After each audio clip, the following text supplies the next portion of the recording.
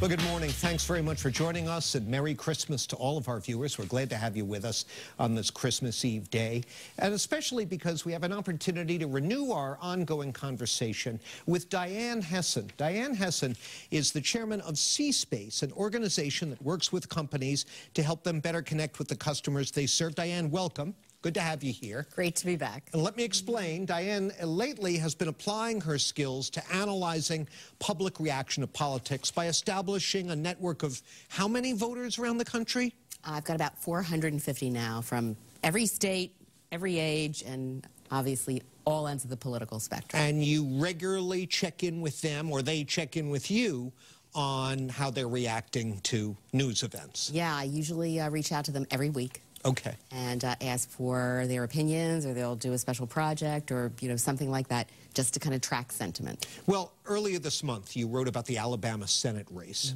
in the Globe, and you noted that voters, as polls were indicating, were skeptical of the reporting on Judge Roy Moore's alleged child molestation, and they were determined to stop a pro-choice Democrat from getting the Senate seat in a very anti-abortion rights state. Well, as we now know, the Democrat pulled off a stunning upset. What happened?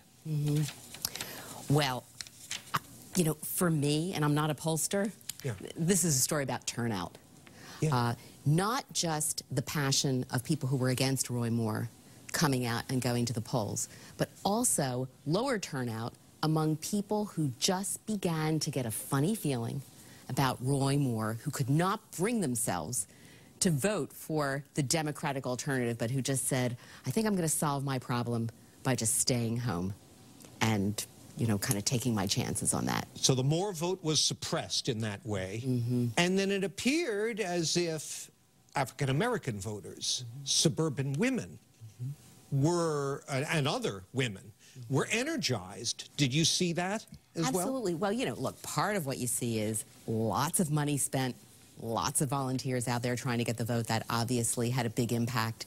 There were little things going on the Democratic side. Some of my voters said to me, I made my decision. I had to get out that morning when I saw Roy Moore get on a horse and, just go out to the polls that way. And I thought, this guy is, I don't know, this is just not somebody who's relevant to me.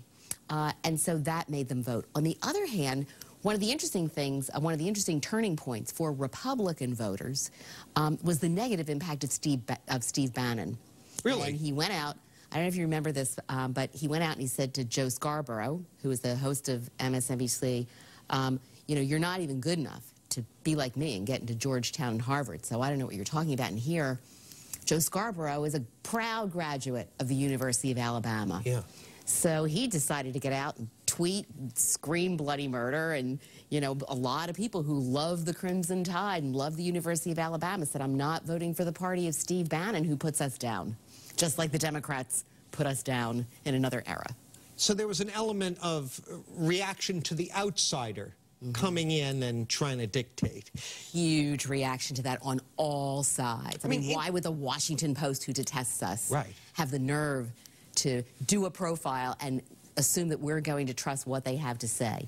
Who are all these people coming in and telling us how to vote? That had impact on everybody. It's so interesting because Democratic organizations and support groups were very active in the election, but very low-key about their activism.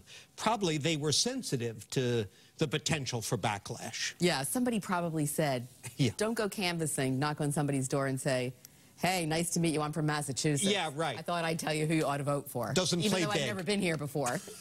Yeah. Now, I want to get into this in greater length after the break here, but we talked about the role of women.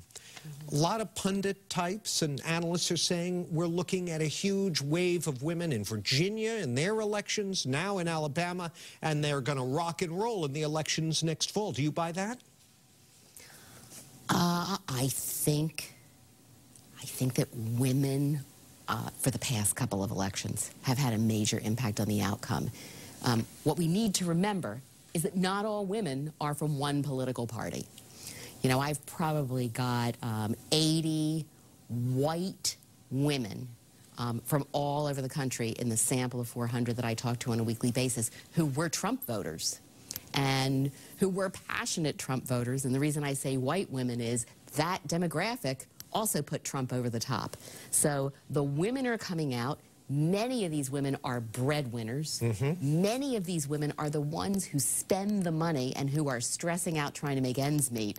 So it's not just women coming out because of the sexual assault issue. It's them coming out because they feel the impact of the election right in their pocketbooks. Very interesting. All right, our conversation with Diane Hessan will continue in just a moment, so please stay with us.